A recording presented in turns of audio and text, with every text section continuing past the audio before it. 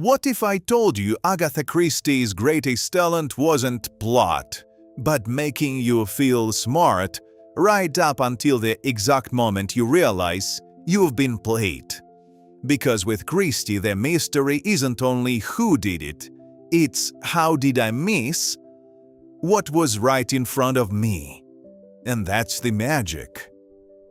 Hi, my name is Alexander. I've got a bit of an accent. Hope you like it. English isn't my first language, and honestly, I'm learning it by watching and making videos like this on detective tales. So today I'm doing a full episode entirely in English, and we'll see how it goes. In this video, I'll give you a fast, clear map of Agatha Christie, who she was, why she matters, her signature style, where to start reading, and a few fun facts without spoiling any endings. Agatha Christie lived from 1890 to 1976. She was an English writer who became the most famous name in classic detective fiction. She wrote dozens of novels and short story collections, created two iconic investigators, Hercule Poirot and Miss Marple, and helped define the puzzle mystery, the kind where clues are on the page and the reader is invited to compete with the detective. And even if you've never read her, you've probably absorbed her influence through films, TV, and every cozy mystery shelf in every bookstore. Why this author matters? Reason 1. Christie basically engineered the modern mystery as a game. Before her, detective stories existed, of course, but she made the structure feel clean, fair, and addictive. Suspects, motives, timing, tiny contradictions, the famous reveal. It's like she didn't just write mysteries, she designed a playable format, and that format is still running a century later. Reason 2. She understood how suspicion works in real life. Christie doesn't only hide information, she redirects your attention. She gives you a comfortable explanation for a strange detail, so your brain stops investigating. You think, oh, that's probably nothing, and Christie quietly smiles from the page. Reason 3. She made crime feel close to home. Not always big gangsters, not always glamorous danger. Sometimes it's a teacup, a country house, a polite dinner table, and underneath it, jealousy, fear, money, pride. Her world says, darkness doesn't need a dramatic costume, it can wear a cardigan. Let's talk about Christie's signature style. 3 things you can almost feel in her writing.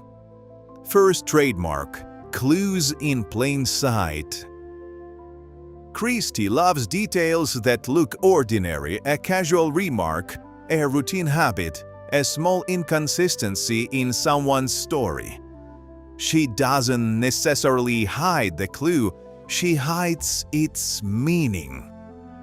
So the second read feels like, wait, it was right there. Second trademark, closed circle pressure.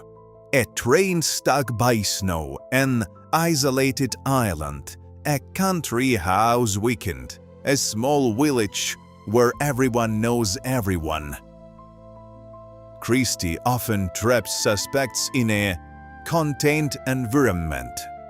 It's not only dramatic, it's logical. If nobody can come in or out, the solution must be inside the circle. The net tightens, people panic, secrets leak. Third trademark, psychology over action. Even when the setup is theatrical, the core is human. Resentment, shame, grief, obsession, or a life built on a lie. Christie is less interested in car chases and more interested in that moment when a person's mask slips for half a second. And here's why she still works today. The writing is efficient. Scenes do their job. Conversation have hidden wires. You don't need to study 100 pages of history to enjoy it. You just need curiosity and a willingness to be fooled. Now, where should you start? I'll give you 5 solid entry points with years and quick spoiler-free setup. The Mysterious Affair at Styles, 1920. This is Christie's debut novel and the first appearance of Hercule Poirot.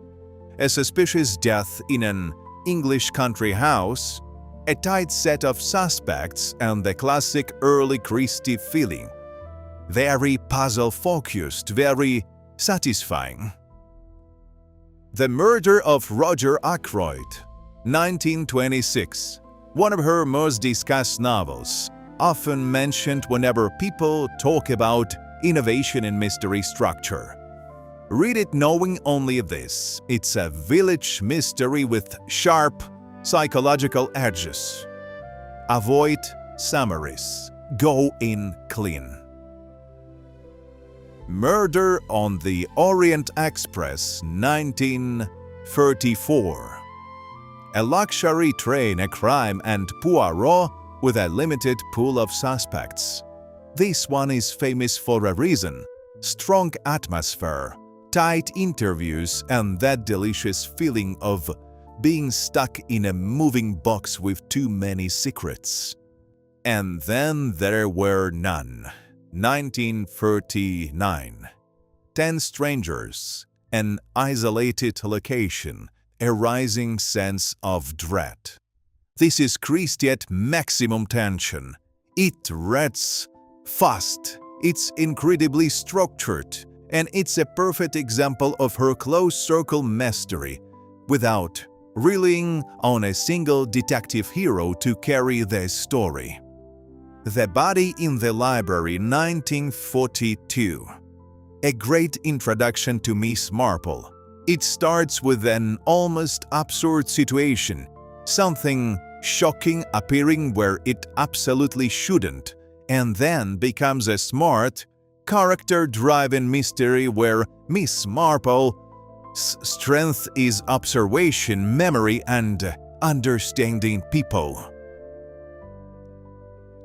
If you want short stories instead of novels, her collections are huge, and Poirot stories can be a friendly way to sample her style in smaller bites. Poirot and Miss Marple are almost opposites, and that's part of her genius. Poirot is the outsider, the performance, the theatrical mind.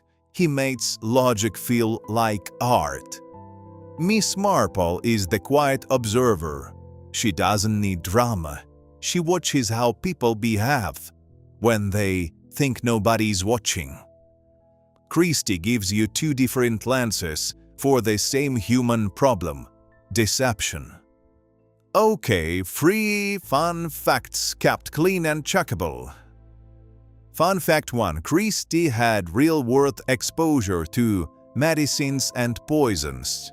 During World War I, she worked in a hospital setting and later in a dispensary. Many readers and critics have noted that her confidence with poison, plots, and symptoms feels unusually precise for fiction.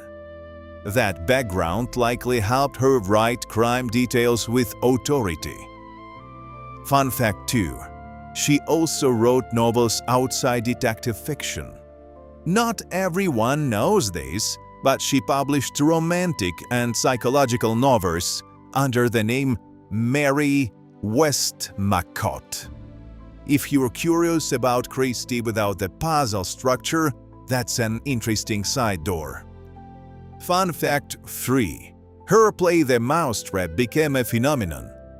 It's often described as one of the longest-running stage production in history. Even if you never see it, the idea is wild.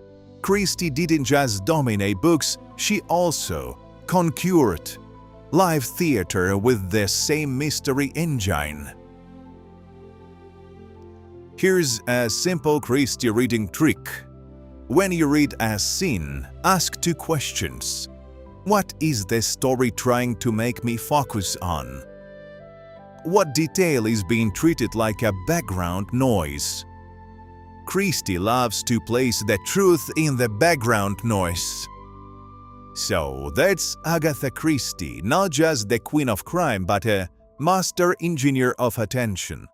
She shows you everything, then convinces you it means nothing. And maybe that's why she lasts. She doesn't rely on trends. She relies on human habits, what we notice, what we ignore, and how easily we trust a neat explanation.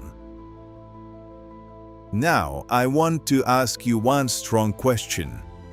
Which do you enjoy more in a mystery? Being surprised or being able to say, "I knew it"? Because with Christie, you can have both, just not on the same page.